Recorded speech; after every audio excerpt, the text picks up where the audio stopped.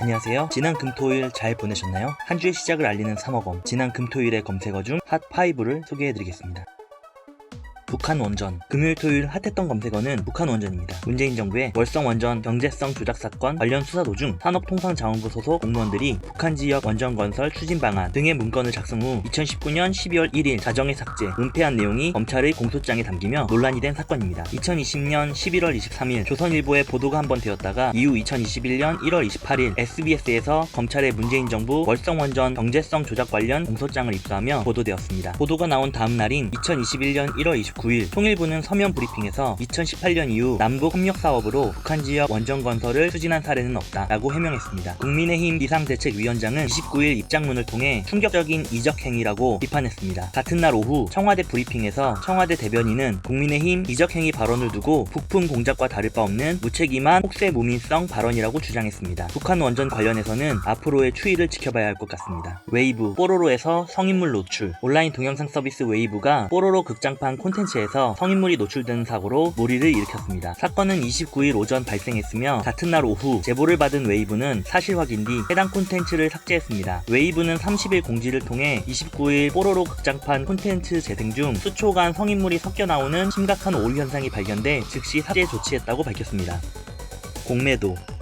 얼마 전 검색어에 올랐던 게임스탑이 미국 공매도 논쟁의 핵심 키워드로 떠오르고 있습니다. 개인 투자자들이 주로 활용하는 증권사인 로빈후드와 이트레이드 증권 등이 28일 게임스톱 거래를 전면 중단하자 개인들은 집단 소송에 나섰고 분노는 극에 달했습니다. 정치권에서도 이들의 목소리에 호응하고 나섰습니다. 여야를 막론하고 거물급 의원들이 로빈후드의 거래 중단을 조사하겠다며 나선 것입니다. 월가에서는 이번 사안을 두고 헤지펀드가 무소불위의 권력을 누리던 자본시장의 패러다임이 뒤바뀔 수 있다 는 전망이 나오고 있습니다. 거리두기 연장.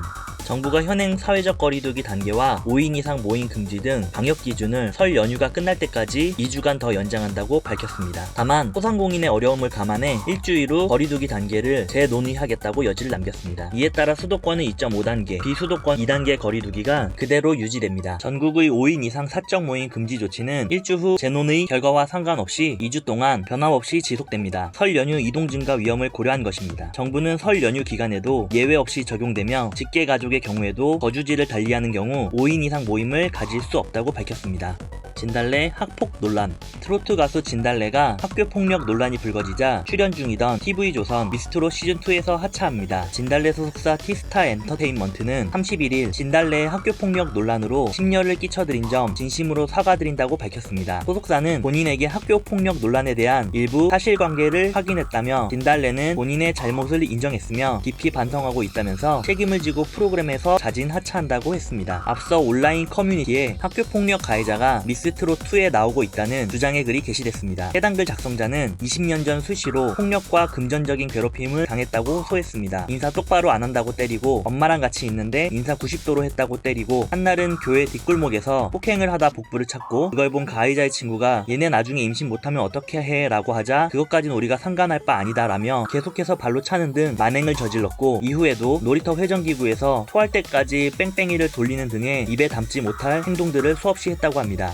이건 글 올라오신 거 보면 많은 분들이 화가 나실 겁니다. 진짜 금토 일요일에 좋은 일만 있었던 건 아니지만 한 주의 시작인 월요일은 모든 분들 즐겁게 시작하셨으면 좋겠습니다. 내일은 월요일 핫했던 검색어로 찾아뵙겠습니다. 구독과 좋아요, 알림 설정까지 부탁드리겠습니다.